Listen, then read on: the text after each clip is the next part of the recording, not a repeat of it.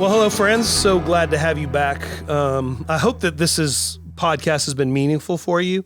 Here we're 3 into this Lent podcast, and I was just struck last time with just how important kind of some of these conversations are. And I hope that you're watching them and growing from them and having meaningful conversations with your community, with your significant other. These are hard things. These are not something that's just like, hey, let's all just love Jesus and move on. And I think that there's value in that. I mean, there's value in these disciplines. And so I'm really excited today. We are going to talk about prayer. To me, this is kind of the baseline spiritual discipline, right? This is the one that, like, when people are asked about their relationship with Jesus, this usually comes up.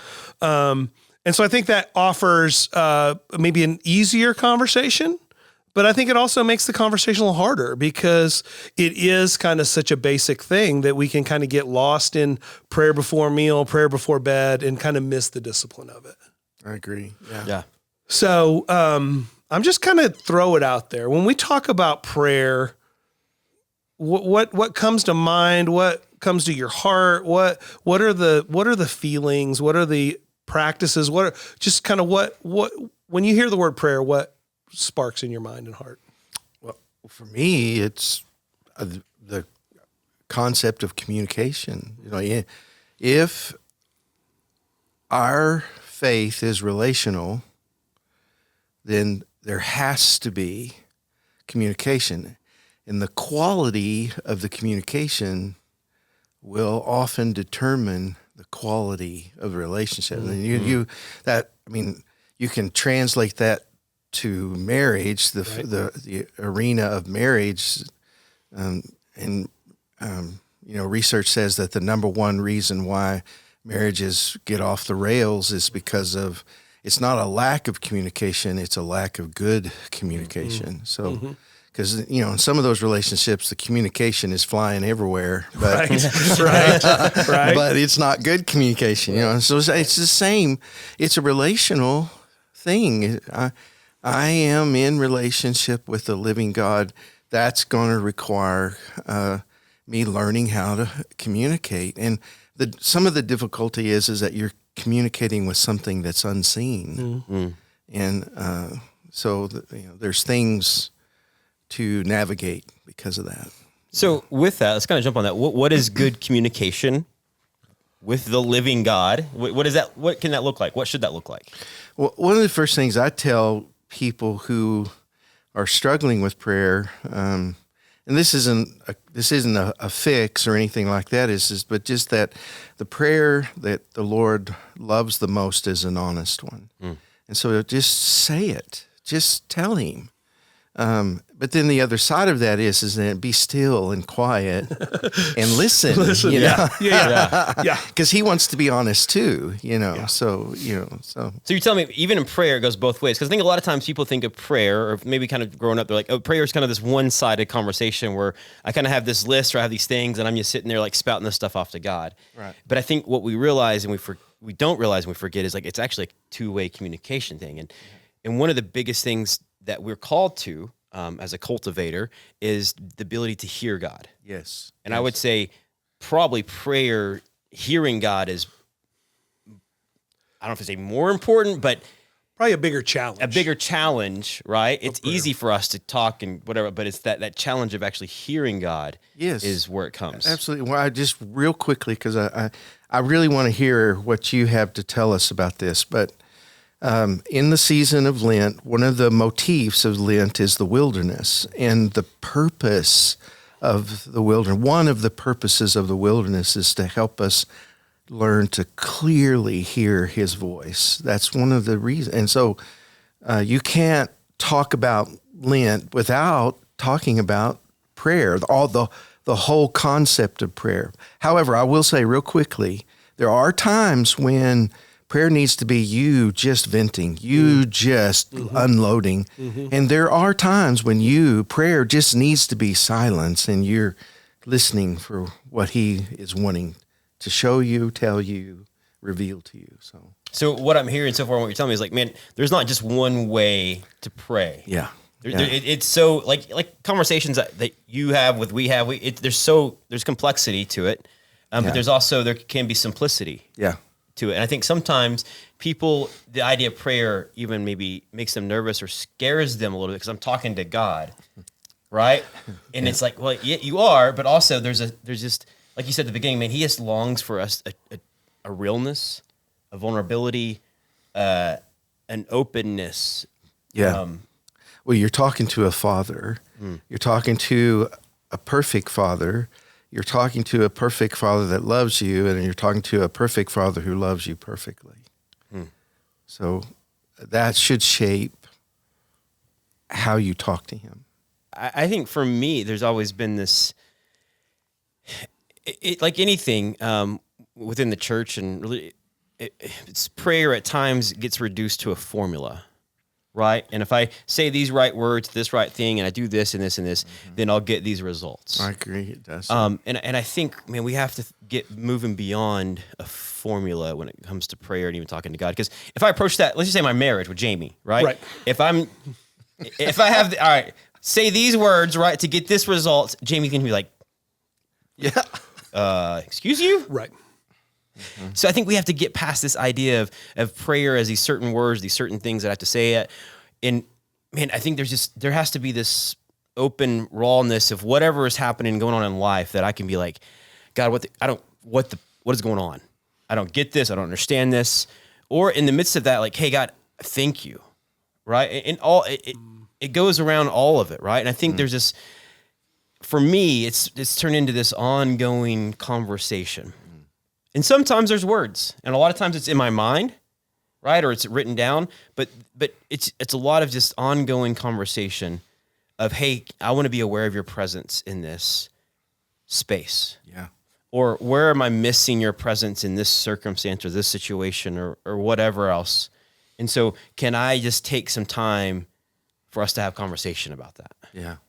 To me, the key to pulling out of that formulaic approach to prayer is it's got to be a relational approach to prayer. I was talking to Scott just a little bit before you got here, and the way the curriculum I've set it up is the first half, the Thursday, Friday, Saturday, is something from the Sermon on the Mount. And you could look at the Sermon on the Mount, what Jesus says about prayer, and think that he's talking out of both sides of his mouth, because he says you're not heard because of your many words. And, so don't just pray to pray. But then he goes, and this is how you should pray. Our Father in heaven, hallowed be your name. And I think that there are some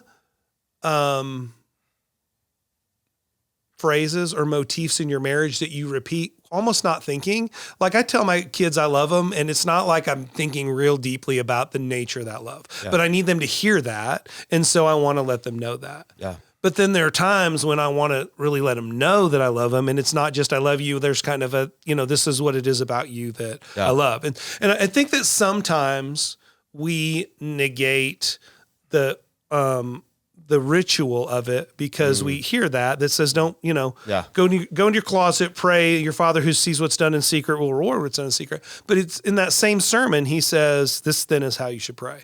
And so I'm coming off a couple of days of not feeling good. And when you're not feeling good and can't sleep, like you're laying there and you're just thinking about how miserable you are.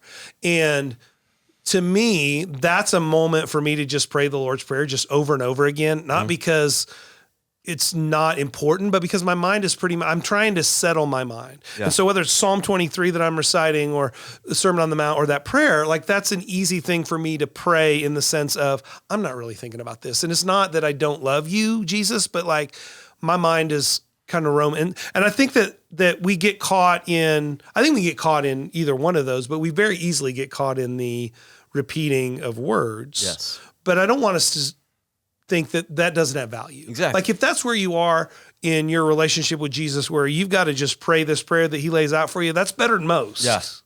Right? Yeah. But I think that one of the parts that you've hit really well and you've emphasized is it has to be a conversation. Like any relationship that is only me telling you what I want is not a relationship. Yeah. Right?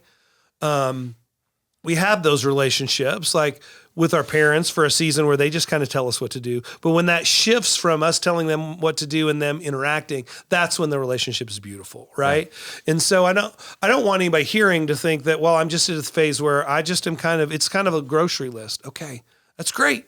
But that's what we talked earlier. That's practice and not discipline. Like you've got to keep doing the grocery list so that then you realize when you don't get that thing on the grocery list, you open up enough for God to say, let me tell you why I didn't give you that thing that you asked for. Yeah.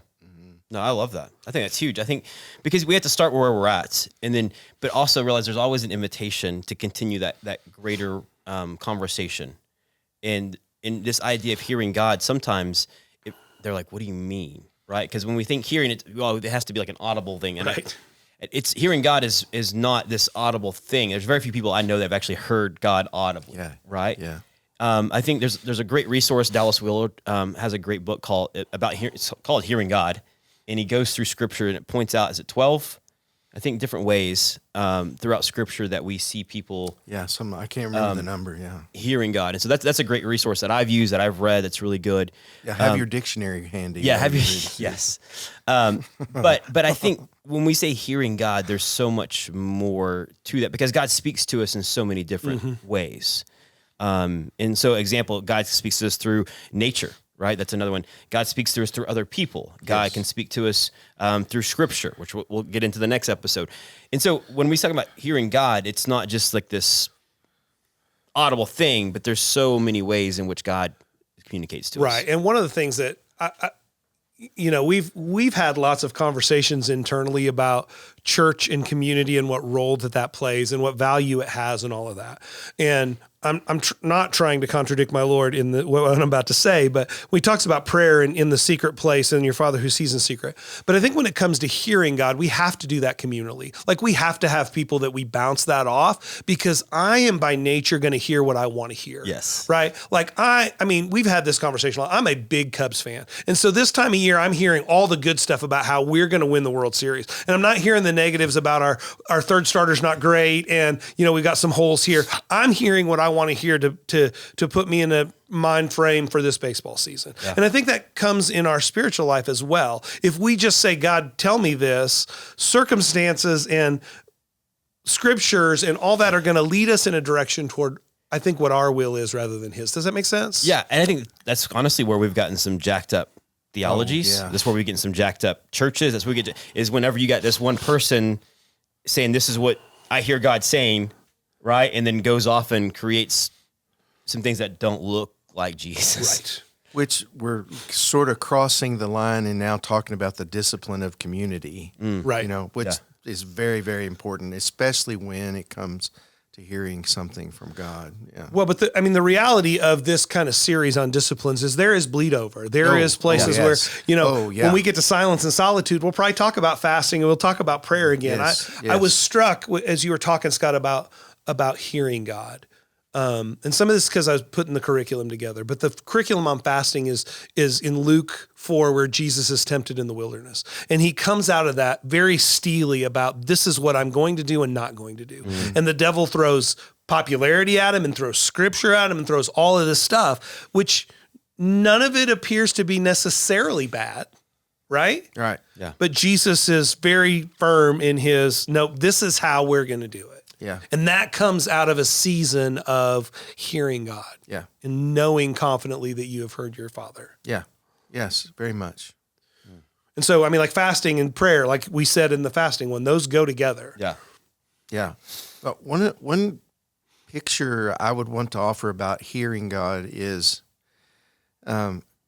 it's under the assumption that God wants to talk. I love talking to my children. I love when they're all adults. So when I get an opportunity, I just cherish that. And I suspect that there is something like that in the Lord. You are a unique creation of his. And so if that's true, if there's the assumption that he's longing to talk to you, why not get up in the morning and go, there's going to be a moment today when God gives me a gotcha.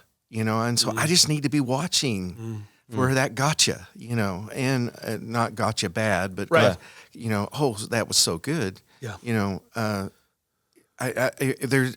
if we're going to be hearing God well in prayer, it means not 24, but an all-day thing. You're on alert. Yeah. You're watchful. You have a readiness for it.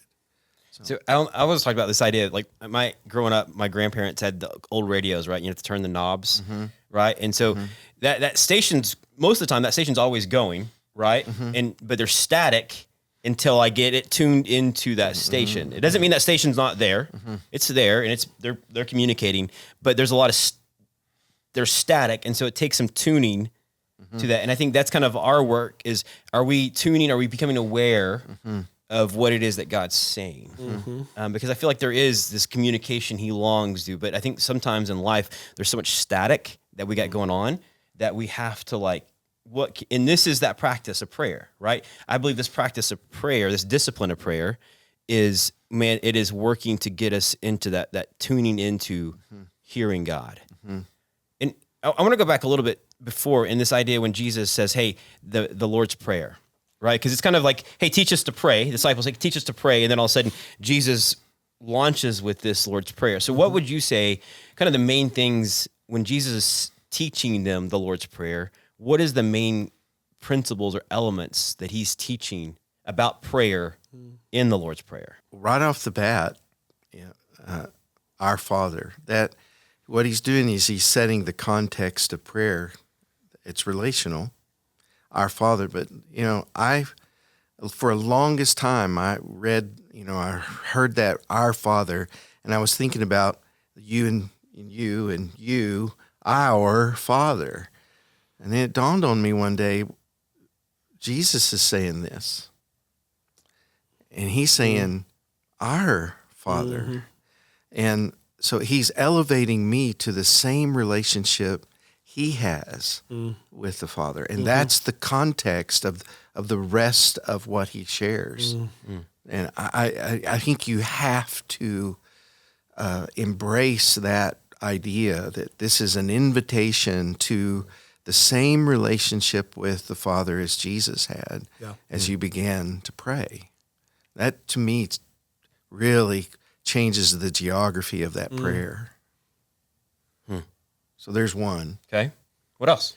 Well, I think that there. I think that there are elements that.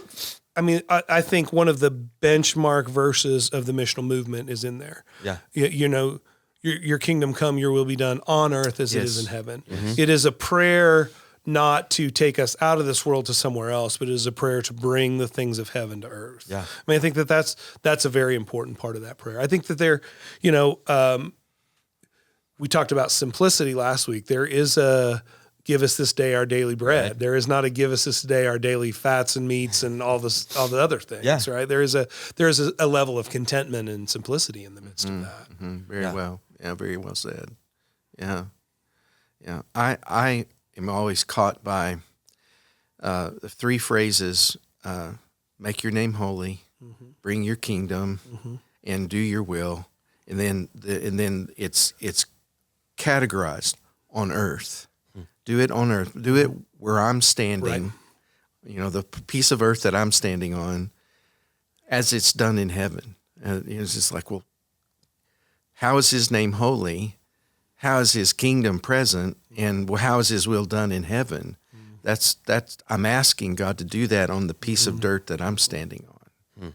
So, in other words, the prayer I'm praying is make me your mission. Now